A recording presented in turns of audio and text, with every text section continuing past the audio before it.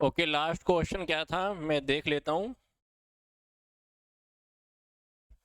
Okay, last question था कि इसमें से कौन सा ऑप्शन है जो बजट की एक स्पेशल वाली या जरूरी फीचर नहीं है। ठीक है, तो उसमें से अगर आपने लास्ट क्वेश्चन को देखा हो तो उसमें हमारा ऑप्शन नंबर फोर्थ रहेगा। It has been formally approved and accepted as the realistic by the managers.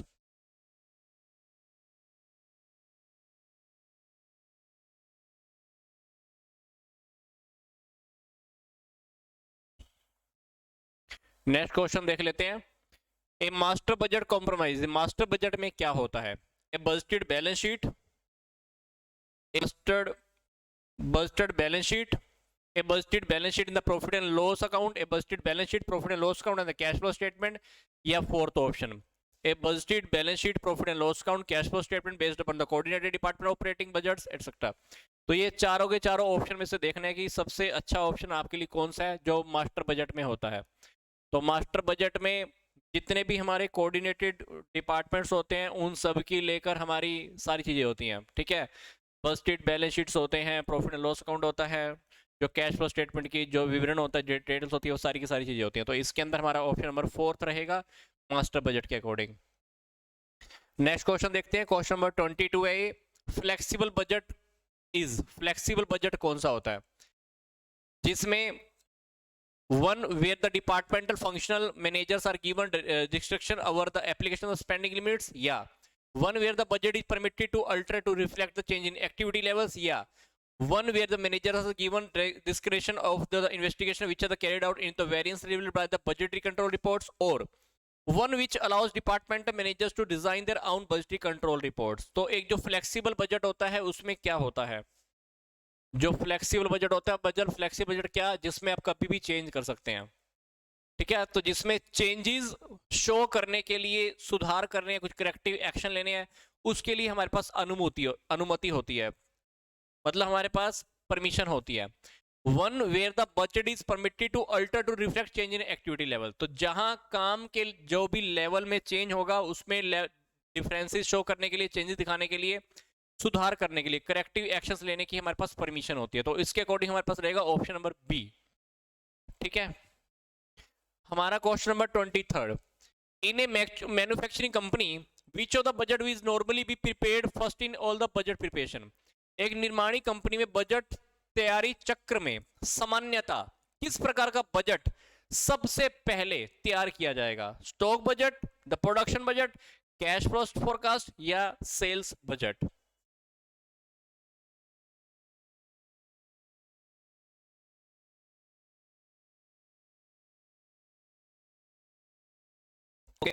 Sales budget ready करते हैं। ठीक है, सबसे पहले तैयार करते हैं। तो सेल्स बजट ये फिक्स करने के लिए बनाती है कि अपने प्रोडक्ट या सर्विसेज के अंदर कितना सारा हम रेवेन्यू अर्न करने की उम्मीद है। तो ये मास्टर बजट के बाद अगला आता है फिर सेल्स बजट, अगला बजट होता है जो कंपनी आमतौर पर तैयार करती है। ठीक है, अगला है हमारे पास the administration of the budget process in a large organisation normally the responsibility of. जो भी बड़े ऑर्गेनाइजेशन होते हैं उसमें बजट तैयार करने की जो प्रोसेस होती है, सामान्यतः इसमें से किसकी जिम्मेदारी होती है? बजट तैयार करने की जो भी प्रोसेस होती है, बजट जो भी तैयार करते हैं, इसमें से किसकी जिम्मेदारी होती है? Board of directors, board of audit committee, chief executive, या budget committee working in the conjunction with the finance function? Simple सा आंसर रहेगा हमारे पास D, a budget committee working in the conjunction with the finance function. तो बड़े संगठनों में budget जो रेडी करने की जो प्रोसेस होती है, सामान्यतः जो भी फाइनेंस के जो कामों में लगे होते हैं ना, बजट वाली जो भी कमेटी होती है उनकी जिम्मेदारी होती है।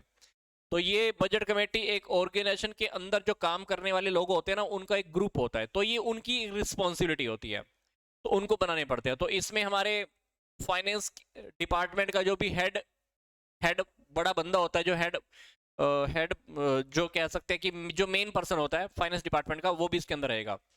ठीक है, फाइनेंस की बजट बनाने की जो मेन प्रोसेस होती है उसके अंदर रहता है। तो बजट की जितनी भी कमेटीज होती है आमतौर पर सारे के सारे जो भी मेन मेन हेड होते हैं उसको हम लेके चलते हैं, उनसे हम समीक्षा करते हैं, उनसे हम अप्रूवल लेते हैं, सबसे हम बात करके चलते हैं।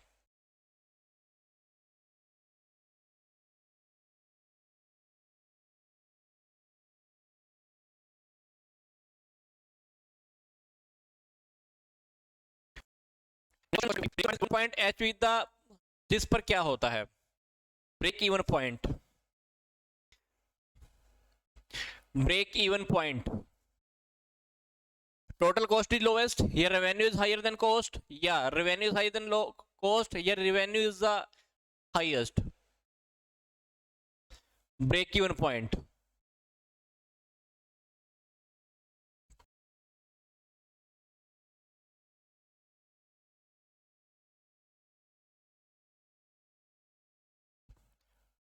यहाँ पे ऑप्शन वैसे दिया हुआ है, वैसे होना चाहिए था हमारा, जहां पर रेवेन्यू कॉस्ट के इक्वल होता है, बट यहाँ पे हमारा क्वेश्चन थोड़ा सा गलत दिया हुआ है, तो इसको हटा देना। ठीक है, ये दोनों के दोनों ऑप्शन हमारे पास सेम दिए हुए हैं, इन दोनों में से किसी एक ऑप्शन को हटा दो। रेवेन्यू इज इक्वल टू, क्योंकि ये रेवेन्यू कॉस्ट के बराबर होता है, तो ऑप्शन हमारा सी बनेगा। तो हिंदी में आंसर ठीक दिया हुआ है, इंग्लिश में आंसर गलत दिया हुआ है, तो हमारा आंसर सी बनेगा। मैं आपको फिर से बता रहा हूँ, यहाँ पर क्वेश्चन को ध्यान से देखना। एक कीवर्ड पॉइंट कौन सा होता है जहां पर रेवेन्यू कॉस्ट के बराबर होती है, तो हिंदी में आंसर ठीक दिया हुआ है, इंग्लिश में थोड़ा गलत दिया हुआ था, तो हिंदी के अकॉर्डिंग ही हम देख रहे हैं एक बार, कोई बात नहीं, तो आंसर हमारा सी बनेगा। ठीक है, आगे देखते हैं। Which one of the following statement is an appropriate description of the deflation? इनमें से कौन सा कथन डिफ्लेशन की उचित व्याख्या करता है? It is sudden fall in the value of the currency against other currencies. Yeah. It is a persistent recession in the both the financial and the real sector of the economy. Yeah. It is a persistent fall in the general price level of goods and services. Yeah.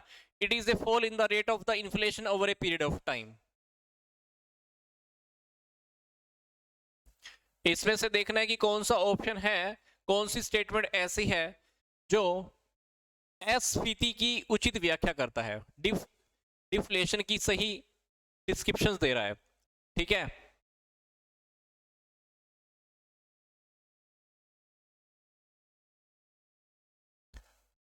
Okay,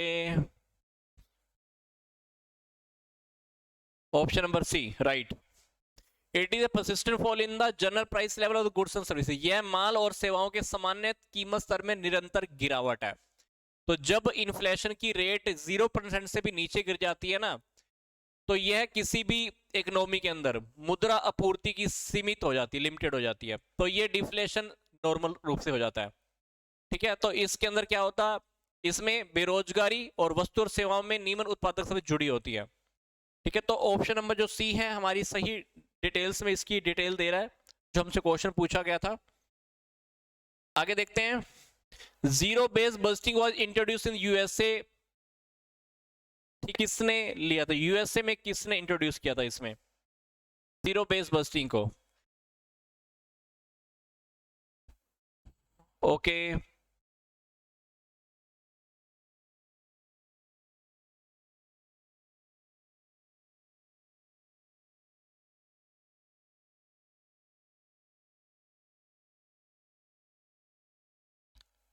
Jimmy Carter. ठीक है, वैसे zero base bursting संयुक्त राज्य America में शुरू हुआ था, ये 1970 में पीटर फियर द्वारा विकसित डेवलप किया गया था। जिसने डेवलप किया था वो तो पीटर फियर था, परंतु ये एक 1977 में जो हमारे अमेरिका के जो राष्ट्रपति थे जिमी कार्टर, तो उन्होंने पूरी मतलब जो भी गवर्नमेंट लेवल पर जब इसकी शुरुआत की तब किया था, इसने जिमी कार्टर ने इंट्रोड्यूस किया था। मतलब एक डेवलप तो किया गया था 1970 में, 1970 में तो डेवलप हुआ है, ध्यान रख लेना 1970 में डेवलप हुआ है, पीटर फियर ने किया है, पर इसको इंट्रोड्यूस मतलब लोगों को अवगत कब कराया गया था, लगभग 1977 1970 में अमेरिका के एक राष्ट्रपति थे जिमी कार्टर, ध्यान रखना। Question number 28, who recommended performance budget in the India? किसने परफॉर्मेंस बजट इंडिया के अंदर रिकमेंड किया था? Administrative reforms commission, general purpose committee, premium committee या फाइनेंस कमीशन?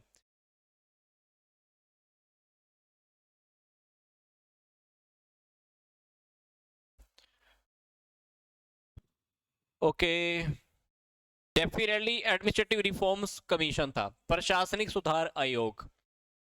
ठीक है, तो 5 जनवरी 1966 का था पहला, 1966। Question number 29, what is the constitutional terminology for the budget? इसमें से बजट के लिए संवैधानिक परिभाषित शब्द क्या है? Annual financial statement, statement of balance sheet, statement of the income expenditure या कैपिटल रेवेन्यू अकाउंट?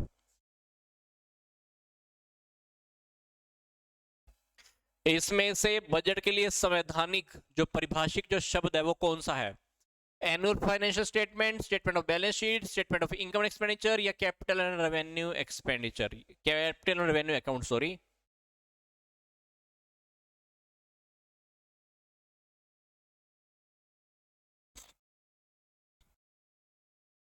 ए, यस, एनुअल फाइनेंशियल स्टेटमेंट।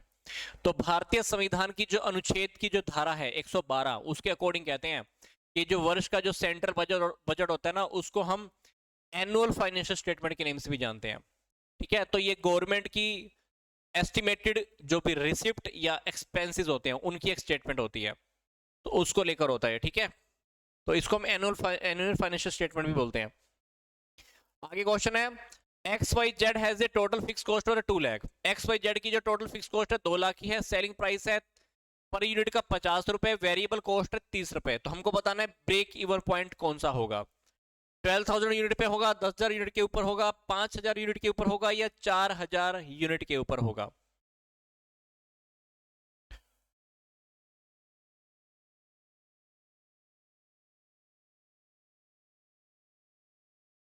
इसके अंदर आप question yes yes yes yes इसमें फॉर्मूला लगा के देख लेना। ब्रेक इवन पॉइंट्स को जो हम यूनिट्स में फाइंड आउट करते हैं, तो ब्रेक इवन पॉइंट्स को जब हम यूनिट्स में फाइंड आउट करते हैं तो हमारा जो फॉर्मूला होता है वो क्या होता है, आपको बता देता हूं मैं। फिक्स्ड कॉस्ट, ठीक है, divided by selling price per unit minus variable cost per unit. तो अगर हम फिक्स्ड कॉस्ट की बात करें तो इस क्वेश्चन में मेरे पास फिक्स्ड कॉस्ट कितनी है? 2 लाख रुपए टोटल है। अगर सेलिंग प्राइस पर यूनिट की बात करें तो सेलिंग प्राइस पर यूनिट कितनी है? 50 रुपए। और जो वेरिएबल कॉस्ट पर यूनिट है वो कितनी है? 30 rupees.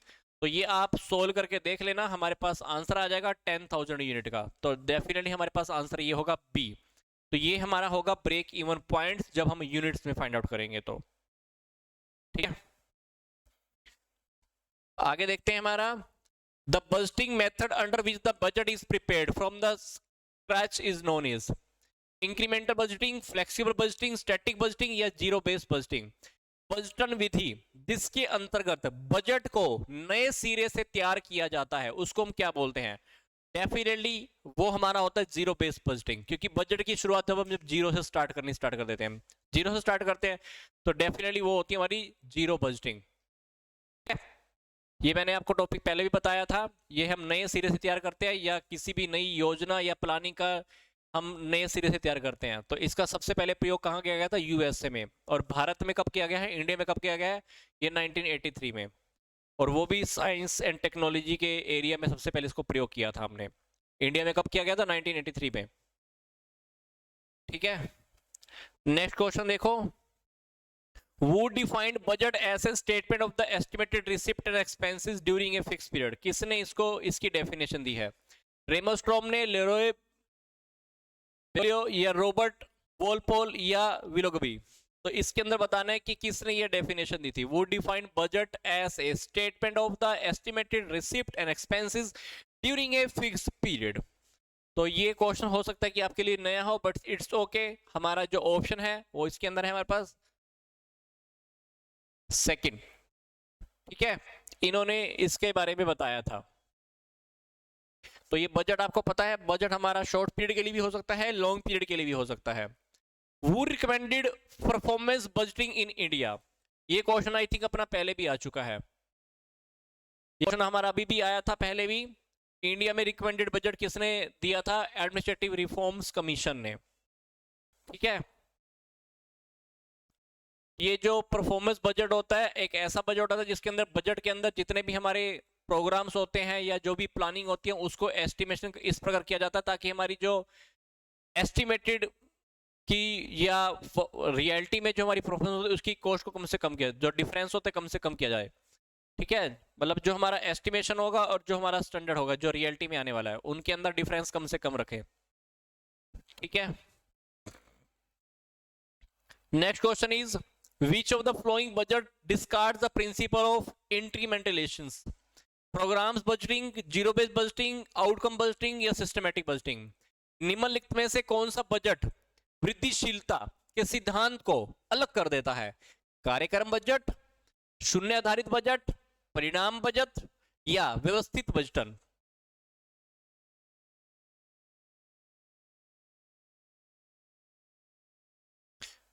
Yes, definitely zero based budgeting. Zero based budgeting के अंदर तो हम नए सिरे से सब कुछ तैयार करते हैं, कुछ देखते ही नहीं है पीछे का। तो ये जीरो बेस्ड बजटिंग होती है जिसमें हम कुछ देखते नहीं है पीछे का। Next is an increase is selling price result, विक्रय मूल्य में वृद्धि प्रभावित करती है?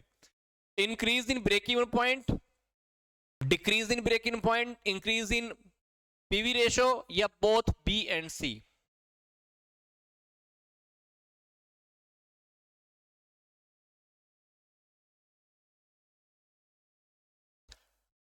ओके, इसके ऑप्शन दोनों रहेंगे, ठीक है, बी और सी।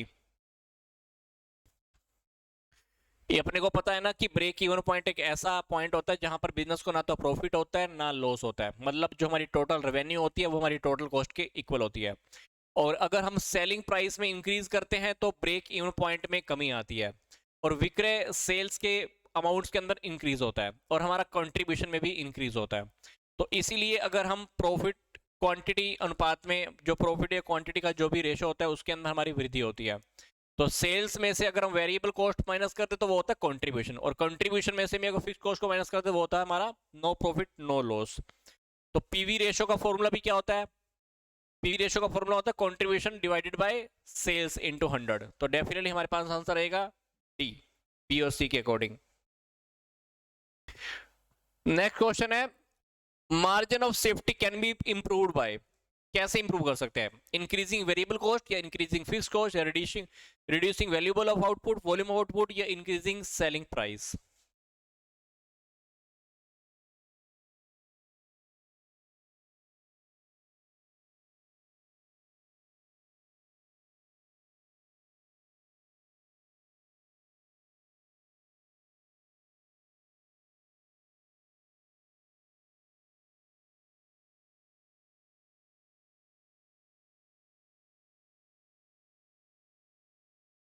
Okay, right, increasing selling price.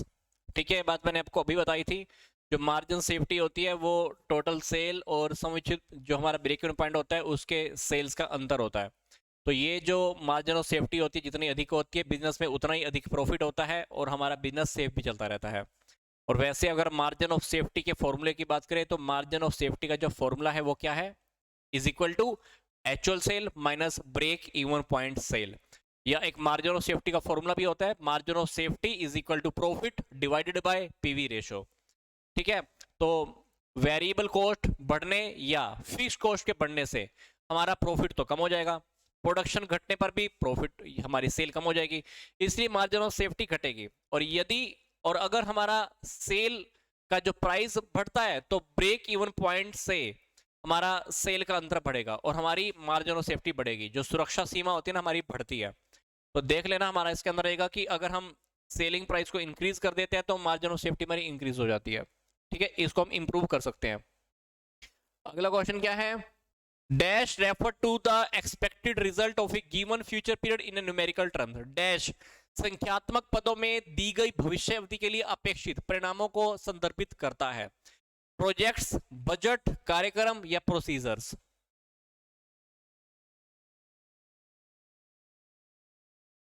Definitely इसका आंसर हमारा बजट ही है, बिल्कुल। ठीक है, न्यूमेरिकल टर्म्स में होता है ना फ्यूचर के लिए। आगे देखो, which of the following is not true, इसमें से कौन सा कथन सही नहीं है? Money value decreases with the time due to inflation. Second, individuals prefer to consume now rather than in the future because of the decrease in the money value, yeah, money does not have time value. Fourth option, value of money is different at a different point of time. तो इसमें से देखने हमारे पास कौन सा option रहेगा, इसमें से कौन सा ऑप्शन हमारा सही नहीं है।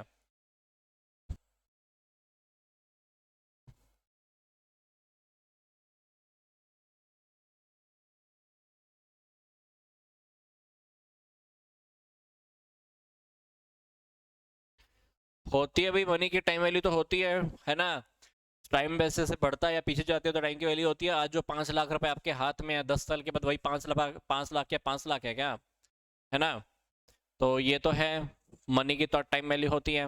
5 लाख रुपए जो आपके लिए हैं, 5 साल के बाद वही 5 लाख, 5 लाख है क्या, डिफरेंस आ जाएगा। आगे है, a company makes a single product and incurs fix cost of 3,30,000 per annum, और variable cost per unit is 5 rupees and each unit and the sales for the 50 rupees each unit, annual sales demand is 5,000 unit, the BEP break even point क्या होगा। इसमें आपको बताना है कि हमारा break even point क्या होगा।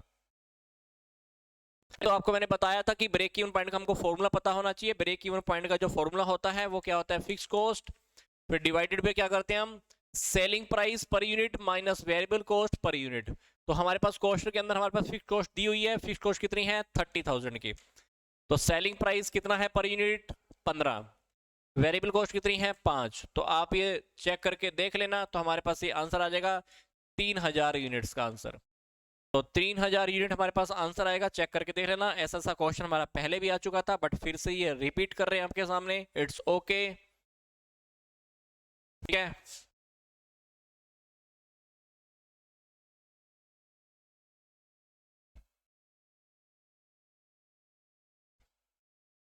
नेक्स्ट क्वेश्चन हमारे पास क्या है, a companies break even point is 6,000 unit per annum, selling price कितना है 90 rupees per unit, variable cost है 40 रुपीज पर यूनिट। तो कंपनी का एनुअल फिक्स कॉस्ट हमको बताना है।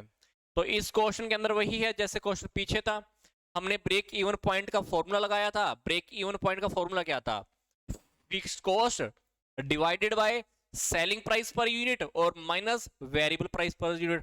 तो वही फॉर्मूले के अंदर आप क्या करो, ब्रेक इवन पॉइंट रख दो, सेलिंग प्राइस भी दिया हुआ है, वेरिएबल कॉस्ट भी दी हुई है, तो आपको पता चल जाएगा जो ऊपर वाली आइटम थी फिक्स कॉस्ट के बारे में। तो पीछे जो मैंने फॉर्मूला बताया वही का वही फॉर्मूला जब आप पुट करके देखोगे तो आपके पास आंसर आ जाएगा। तो आंसर आप चेक करके देख लेना, 3 लाख रुपए की आपके पास फिक्स कॉस्ट आ जाएगी, ठीक है। पीछे वाला जो फॉर्मूला था ना break even point in units के बारे में, क्या था, fix cost divided by selling price per unit minus variable cost per unit, वही का वही फॉर्मूला है। आइटम आगे पीछे बस जो जो अमाउंट ऑफ फिट कर देना, हमारे पास जो फिक्स कॉस्ट था ना ऊपर फॉर्मूले में वो निकल आएगी, तो वो हमारे पास आ जाएगी 3 लाख रुपए। तो क्वेश्चन बस वैसा का वैसा बिल्कुल सिंपल सा है, ठीक है।